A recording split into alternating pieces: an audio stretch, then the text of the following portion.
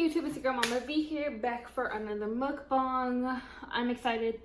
This is something very new to myself. I've never tried any of these types of foods in terms of combination wise, and I have never eaten at this restaurant. So it's based out of Oakland. It's called Well, and I wanted to eat something a little bit healthy today and something light, so it'll be interesting. I'm like, it could be a really good thing or a really bad thing, but I'm excited. So let me tell y'all what I have here today. So I have their spicy tuna bowl, and it's not like a matcha. I mean, not matcha. That's another item on the list. It's not like your poke. It's just literally like tuna, you know, like American tuna, you know, from the can. I don't know if it's from the can, but it's tuna, but spicy. And it looks like we have some wild brown rice, some cabbage, and I think this is some beets, radish, pickled radish. And so I'm excited about that. It looks pretty good. Not a big fan of tuna, but I took a chance, y'all. And then I have a tofu taco. And yeah, I'm interested. I got some hot sauce. You know, hot sauce makes everything better. So actually, let me show y'all the tofu taco. All right, it looks pretty. I love the different colors. And let me show y'all this. And then we have a avocado cashew dip with chips. And their chips are like little beets or radishes. I thought it was gonna be like crackers, or maybe that is rice crackers, but just in a soft form. Smells pretty good. And then we have some cardamom chia seed pudding. So that's normal there. And then we have a banana mochi bun. Sorry, I'm reading the receipt because I forgot. I ordered this a little bit earlier today. Supposedly this is gluten-free. This is interesting. It's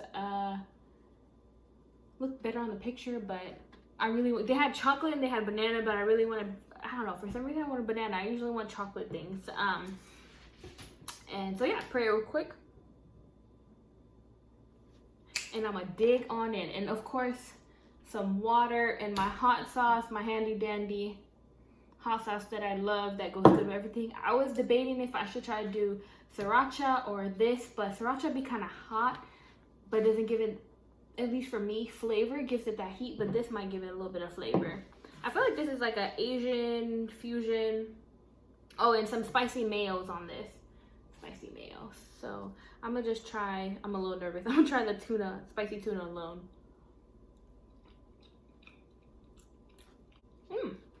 It's actually, ooh.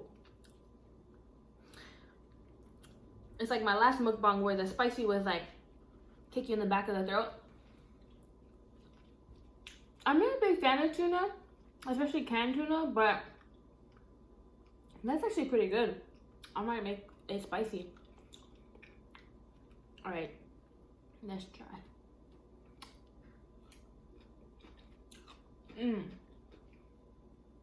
I love pickled item. And so there's some, it looks like some cilantro in there. Everything looks super fresh. So it's called the Well, Oakland, off of Telegraph. Some avocado, so you got some healthy fats in there. And obviously, it's like a healthy, fresh eating place. And they have some pretty cool stuff.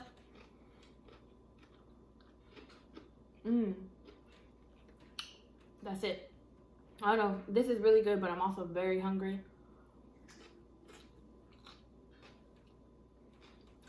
I've been busy all day, so I pretty much have only been snacking and haven't been able to sit down and eat a real meal.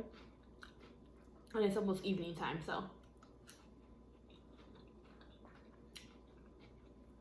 It's past afternoon, y'all. It's evening now. That wild rice. I've tried to cook wild rice before. It didn't turn out very well.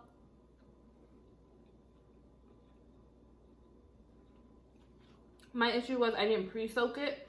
It's not like normal brown rice or white rice. You actually have to soak it for a little bit. A couple of hours before you actually cook it. or you get a really hard texture.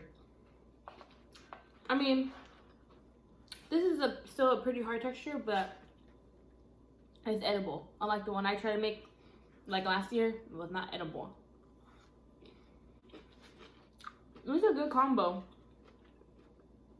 Spicy, the pickled, and then avocado.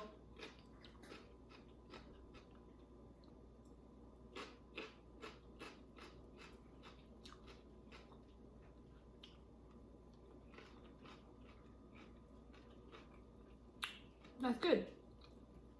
I hope you guys are doing well, y'all. As always,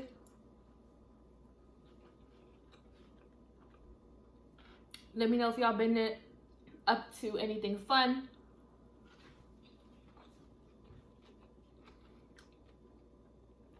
I have, even though we're still in like quarantine or stay at home. I don't know if it's technically quarantine because places are opening up, but still, you know, working from home, can't have large gatherings.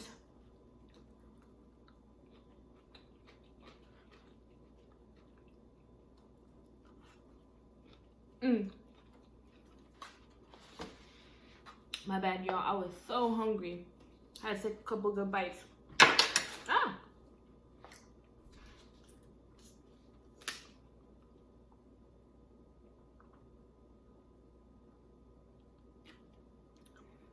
I can feel that spicy tuna now.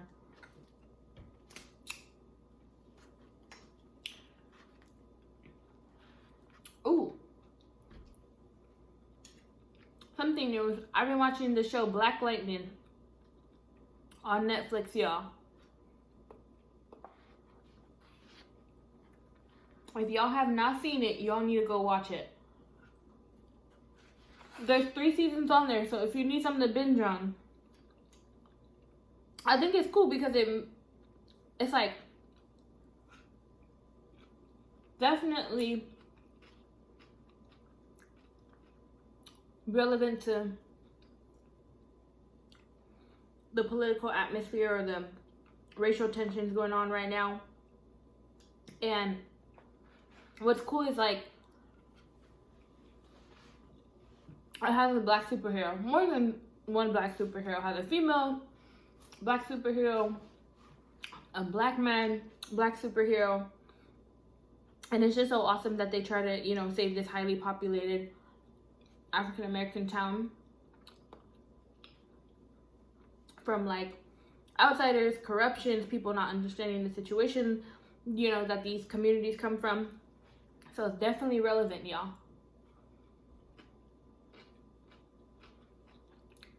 And I was randomly just looking for things to watch, and this came up, and I got really into it.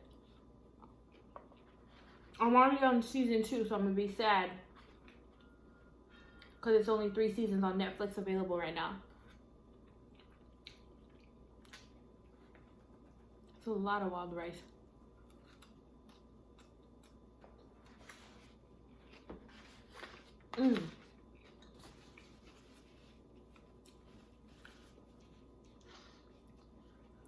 And it's like crazy because they're doing like, I don't want to push, but it's basically like they're also doing experiments on this little town. So if you're into like conspiracy theories and all that, you definitely want to check this out. So this is the Avocado Cashew Dip. For some reason I thought I ordered another flavor dip, but that's fine. I don't know why I sniff everything.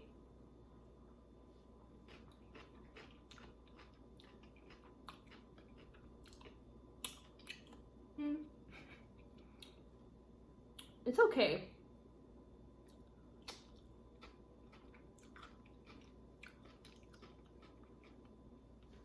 It tastes a lot like hummus. There's some citrus in there. I don't really taste the cashew and the avocado.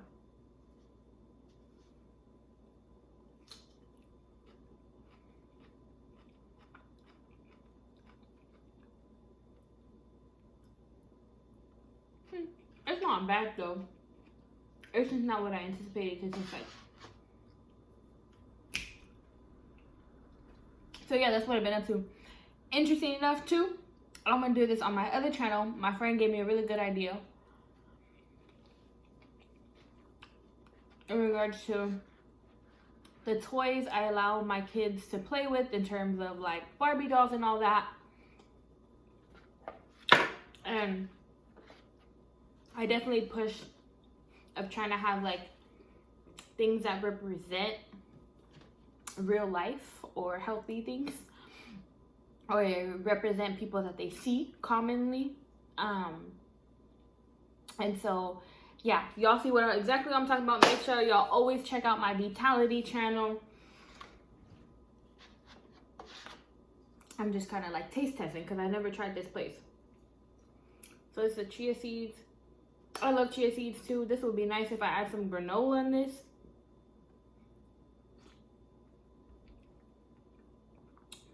It's pretty good.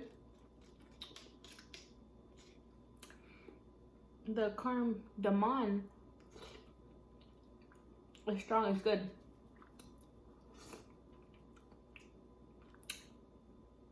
Yeah, this definitely would be bomb with some granola. I'll save that. I'm interested to see what the mochi. I just needed the sweetness to take the spiciness and the other taste out of my mouth before I try the tacos and let y'all know how the tofu taco is, y'all. But now this is definitely good. I definitely don't feel heavy after eating all the different variety selections of it. So that's definitely a good point, y'all. Whew. I don't know if it's just y'all, but like, I feel like when you're in COVID, you like have these waves of like, oh, this feels very normal, of like staying inside, not being able to really go out. And then other times you're like, oh, it's so much, it's too much. I'm just tired of being isolated and not being able to be social or move around, you know, the way I want to move around. And, you know, so from some folks, it's as simple as they don't want to wear a mask. You should wear your mask, by the way. You should wear your mask. And it's interesting because, like, the girls are going to start preschool soon and it's going to be virtual, which will be like kind of nice, at least for me, because I get to like ease them into like, you know, seeing the other kids and the teacher, and they'll be familiar before they go in person. Because no one has ever watched the girls other than my mom, their godmothers, and me. That's pretty much it. Like, they've never ever been without their primary caretakers. So it's the biggest step, y'all. They're excited, but I'm like still nervous. Even though it's gonna be virtual, like I just feel some type of way. I still want it to be like, you know, people when they hold up their signs and having their book bags. I want to try to make it as a normal process as much as I can possible for them, like having to wake up early and get dressed and, you know, just so they get into the routine. But yeah, it'll be really interesting. I'm really excited to get them going on that. And initially I didn't think it was going to start this year, but I want them to see if they can do traditional kindergarten, because they have a late birthday, so they can't start kindergarten until like they're already 5, almost turning 6 by the time spring hits for their kindergarten year. Let's see here. I'm going to try this. I'm a little nervous, y'all. I'm a little nervous. You know, like, okay, so I'm not going to overpack the tofu. I'm going to split this taco in half. I wish they like crumbled up the tofu a little bit better, but you know, to each their own. Shake off some of this sides because I'm gonna have, it's like a 2 tortilla. I'm gonna try it without the hot sauce, y'all. Dun, dun, dun. So yeah, y'all see the tofu, cabbage, lettuce, cilantro. There's some, it looks like the hummus, the cashew avocado dip that I had there. It looks like that's what they have for the sauce. First bite, y'all wanna take a chance? I don't really eat tofu, not that I hate it, but yeah, I don't really eat it, so that's why I'm a little nervous. Especially, yeah, I'm gonna just take a bite, y'all.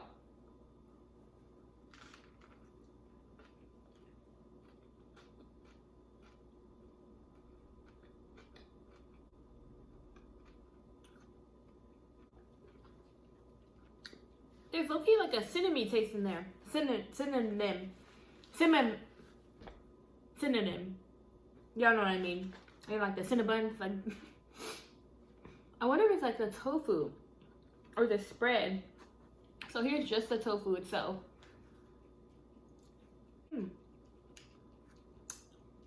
They definitely soaked the tofu in something. It's pretty good. I'm actually surprised. I didn't think it's like a sweet, savory taste. But I wonder if the hot sauce is gonna ruin it. I'm gonna put a little bit of hot sauce on one bite of it. See if it elevates it or deflates it. Right on the tip.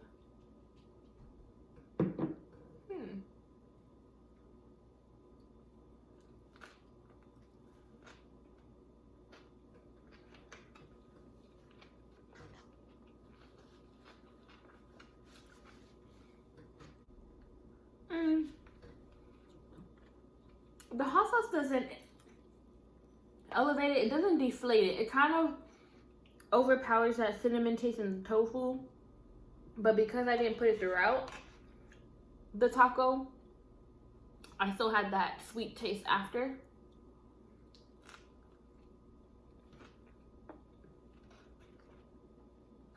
That's pretty good, y'all.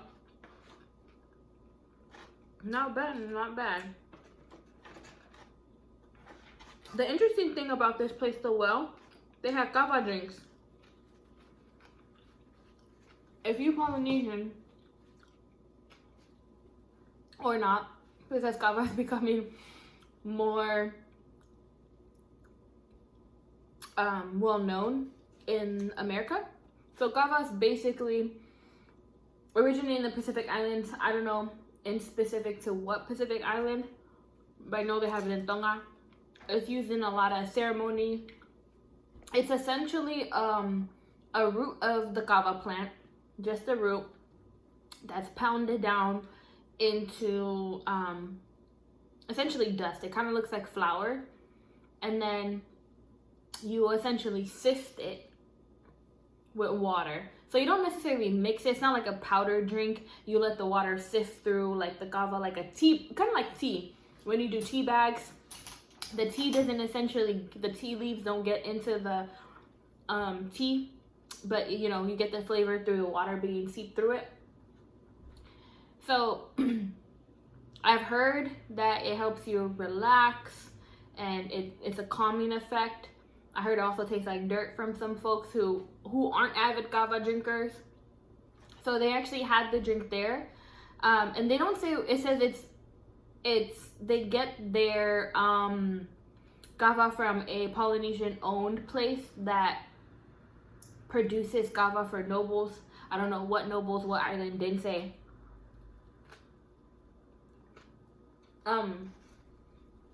So yeah, that's pretty interesting. They had like kavas and many different things, and I was gonna buy it, but then I thought to myself, if it's a relaxant, I'm already tired already today and I got things to do, so I ended up not getting it. Interesting enough, when we were in Tonga, of course they have kava there. And I was talking to my cousin, because I overheard him and my dad talking about kava. I was like, yeah, that kava wasn't good, blah, blah, blah. To me, I was like, a plant's a plant. How is it not good? Doesn't it all taste the same? And my cousin would explain to me, like, no. Because depending on how you grow it, it does taste differently because of, you know, humidity, the temperature, the dirt, how you cultivate it. So I thought that was very interesting. Although, kava in America is not the same as kava Tonga, y'all. It's not. I know a lot of people who get their kava from like family members coming from Tonga and all that, so it's like Tonga kava. But there is some kava that you can buy in the US. It's not the same. Obviously, because kava Tonga, it's not like manufactured. You get it from somebody who grows it, and they do that for a living. Versus, I don't know if the ones out here are like manufactured, right? And they're mixed with things to make it go a longer way in terms of like, you know, more bang for the buck. But kava is like expensive in Tonga for a small bag of kava, because it's sold in like big Ziploc bags, small Ziploc bags. And my dad, obviously when he went there, the US currency is stronger, so it wasn't as expensive to him. So he would always go kava every couple of days, because the Fasi church was right across the street. And it was nice because I don't know if the Setuata or the Faisakao, you know, like different levels of the church. But he was nice enough to give my dad, I think it was 2 or 3 big like gallon Ziploc bags of kava tonga. And that is pretty expensive, the amount that he gave to my dad. So I thought that was really sweet. When we were leaving, he came by to the house and dropped it off. And so we brought it to, so interestingly enough, the reason why I'm convinced, obviously, kava tonga and kava America are very different is because in America, like, after a while, my dad, his skin would react to kava, and he'd get a little bit, like, puffy, and it wasn't just like at one event, it was like multiple events. So wherever they were sourcing their kava from, I don't think it was kava tonga, but when he went in kava, he didn't react at all. And so that obviously shows there is something being mixed in there that obviously doesn't sit well with my dad and his skin, versus when we're in tonga, he didn't have any trouble at all. Like, you could tell, like, what is that, it's like called pupula, like puffiness in the face,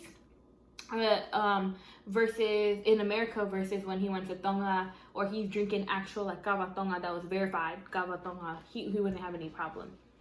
So y'all who are getting into kava, if you're not poly, there's a difference, y'all. Y'all want that good stuff, you better get it from the islands, or get it from somebody who came from the islands and didn't mix it with anything to try to, you know, extend what they can sell. And again, kava originally is drinking by men majority of the time. You know, like on Saturdays, like their kickback is like the big old coconut bowl, and or I don't know if it's made on coconut, but definitely like the coconut cups, and you sit around and, you know, they like scoop it out. Everybody, you know, has their own little cup, and you sit and you talk and whatever, we into the hours of the morning. But I'm like, what? They starting to sell in stores like drink? Let me get a good hookup in Tonga, you know, bring it over. I'm just joking. I don't know nothing about kava, even if I tried.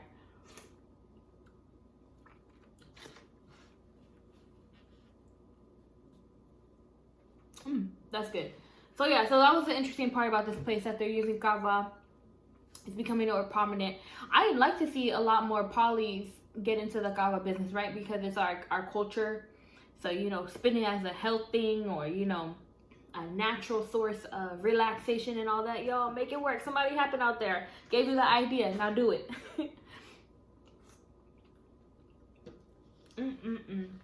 This chia seed, this is probably the best thing out of all of this. All of this is fine too.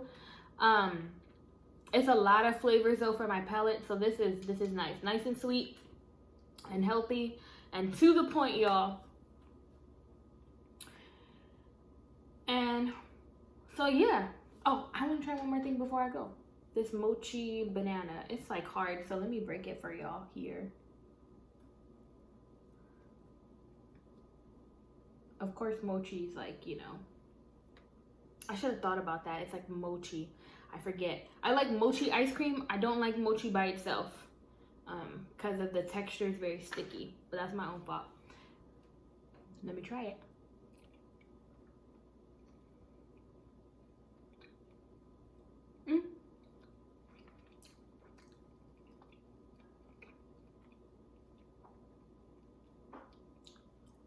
I'm having a hard time.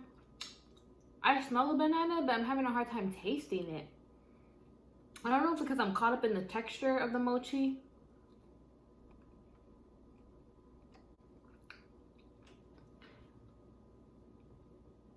Yeah. I wonder if they prematurely made this.